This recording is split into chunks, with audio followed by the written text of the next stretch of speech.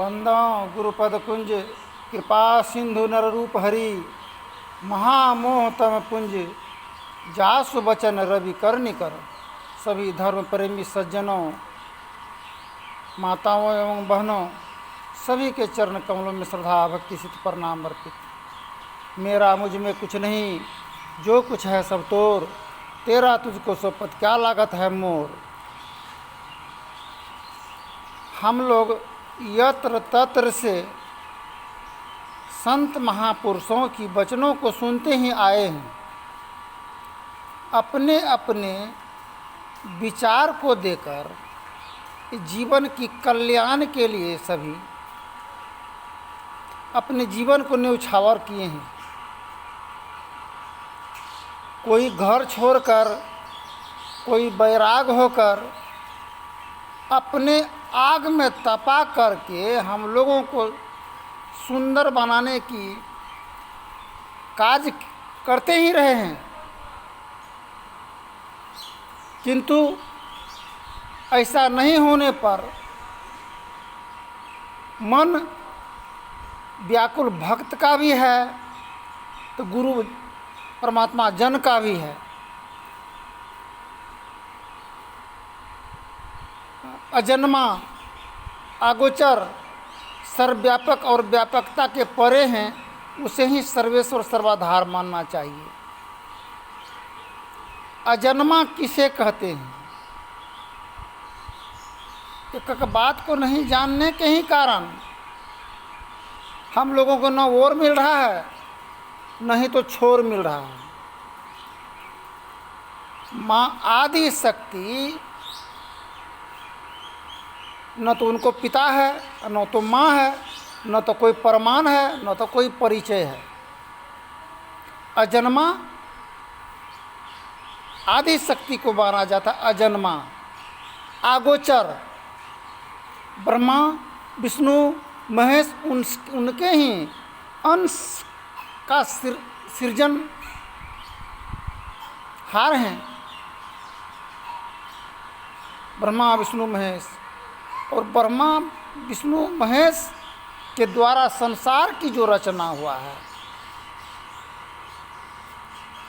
आगोचर सर्वव्यापक, सबके अंतर में एक ही आत्मा का रमन करने वाला परमात्मा सर्वव्यापक, सर्वव्यापकता के परे हैं, सब में रह करके भी उनसे अलग हैं, उसे ही सर्वेश्वर सर्वाधार मानना चाहिए। तथा अपराजर पराचेतन, जैसे अस्थावर योनि, गाछ वृक्ष को मानते हैं हम लोग, है भी अस्थावर, एक जगह से दूसरे जगह नहीं जा सकता है, किंतु मानव ऐसा कल्प वृक्ष है जो चल सकता है, किसी को दे सकता है, सुख देने का पावर है तो दुख देने का भी पावर है।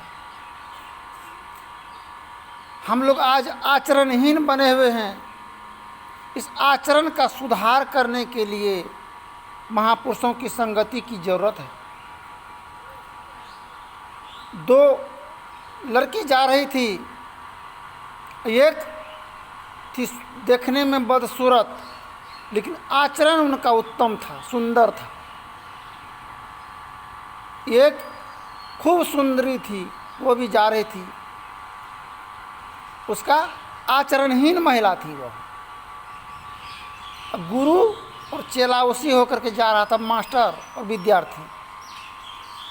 मास्टर पूछ रहा है शिक्षक विद्यार्थी से कि देखो जी, दो लड़की जो जा रही है उसमें से एक है आचरणहीन, जो सुंदरता जिसके पास है वो आचरणहीन है, एक जो बदसूरत देख रहे हो उसमें आचरण सही है, ज्ञान भी है, गुण भी है, तुम किसको पसंद करोगे?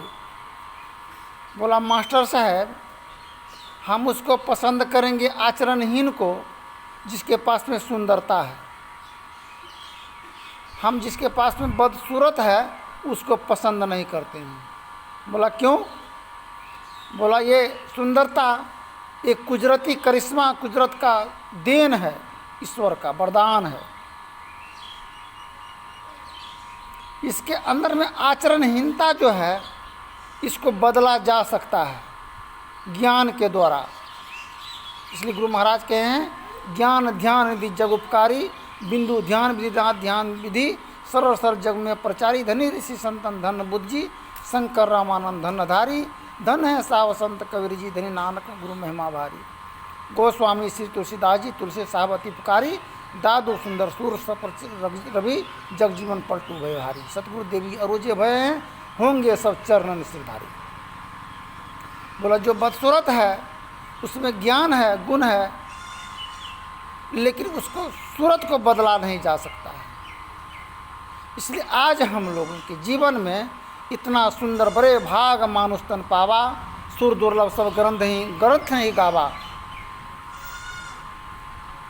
सुंदर शरीर पाकर आज आचरणहीनता के कारण अपना ही जिस्म से बदबू दे रहा है, साथ ही साथ परिजन भी इससे परेशान है और तबाह है। तो बड़े भाग मानुष तन पावा, भाग से मिला है मानव का तन। हम अगर दानव का काम करने लगे, कसाईवत काम विचारधारा करने लगे, क्या कल्याण हो सकता है? आज दुख की बात है, संत महात्माओं के वचन का असर क्यों नहीं पड़ रहा है? आज कोई अपने बच्चों को मालिक का दायित्व भार सौंप दे, चलाने के लिए सौंपा, पुत्र वधू को भी चलाने के लिए सौंप दिया, तो क्या यह फर्ज बनता है सभी को, भाई को, बहन को, परिवार को लेकर के चलना चाहिए। किंतु सभी को तिरस्कार करके ससुराल के पक्ष के लोगों को, नहरा के साला ससुर सरोज सबको लेकर के रमन चमन में अगर काज करने लगे, तो क्या उनके घर का गृह स्वामी पिता को क्या शांति चैन मिलेगा? कोई सत्संग, कोई गुरु दे सकेगा? कोई भगवान दे सकेगा? ये तो आत्मज्ञान की जरूरत है। ससुराल और नहरा, ये संसार तो नहर है। एक दिन इस नहर को छोड़कर हमको परमात्मा के दरबार में, राज्य में जाना ही पड़ेगा। एक ससुराल और नहर तो दोनों हाथ के समान है, दायां और बायां हाथ के समान है नहरा ससुराल। नहरा को माना जाए नहर को बामां हाथ, तो ससुराल को माना जाए दायां हाथ। एक हाथ खाने के लिए है, कमाने के लिए है, एक हाथ मल मूत्र गंदगी धोने के लिए है। जब हम मल मूत्र गंदगी को जब धोते हैं बामां हाथ से, तो दायां हाथ भी मिल करके वो गंदगी को धोने में काज करते हैं, दोनों मिल करके। ठीक इसी प्रकार कोई बुरा है और कोई भला है, कोई अच्छा है, कोई खराब है। तो सठ सुधरे सत्संगत पाई, पारस परस कुधात सुहाई। जिस प्रकार लोहा में पारस मणि पत्थर को सटा दिया जाए तो सोना बन जाएगा, किंतु जंग को छुड़ाने की जरूरत है। आज हम लोगों के मन के अंदर में वह जंग, ईर्ष्या, द्वेष, क्रोध, विरोध, अभिमान, घमंड, छल, प्रपंच का ये जंग को छुड़ाने की जरूरत है। फिर आगे के प्रसंग में बोलेंगे, थोड़ा थोड़ा जो भी वाक्य बोलते हैं, हम कोई तो बड़ा महात्मा संत तो है नहीं, गृह कार्य में रहकर थोड़ा समय जो बचत होता है, आप सभी महानुभाव, श्रीमान सज्जन, भक्तजन देने की चाह होता है, ताकि ये मन की मैल और विचार, दुराचार, अत्याचार से हम लोग मुक्ति को प्राप्त करें। मौत, मुक्ति और मोक्ष। मौत तो बरक है, फिर मुक्ति चाहिए, उसमें मोक्ष चाहिए। जीवन में सतगति जब तक मिल नहीं जाता है तो कल्याण नहीं हो सकता है। हमारे गांव के श्री नित्यानंद मुखिया जी संत हैं, वह बोल रहे थे कि दास जी जिधर जाते हैं किसी कहीं देखते हैं बलात्कार, कहीं चोरी, कहीं अत्याचार, कहीं जुल्म, हर तरह से इंसान ग्रसित हैं। एक तो रोग से ग्रसित हैं, एक परेशानी से ग्रसित हैं। तो ऐसा इसलिए नज़र में उनको आ रहा है कि ऐनक में लगा है काजी तो दरस कहाँ से पाई। जो ऐना में काजी लग जाता है अपना फेस दिखाई नहीं पड़ता है। तो उनका मन कुछ निर्मल हो गया है, सफा हो गया है। ध्यानाभ्यास करो ससधि चातक दृष्टि बनाई हो, लखत लखत छवि बिंदु प्रभु का ज्योति मंडल धर जाई हो। ध्यान करने से पहाड़ के समान पाप भस्म हो जाता है और मन निर्मल और पवित्र हो जाता है। इसलिए मन कुछ पवित्र हो गया है, उनका सफा हो गया है, इसलिए सारे बुराई उनको दिखाई पड़ने लगा है।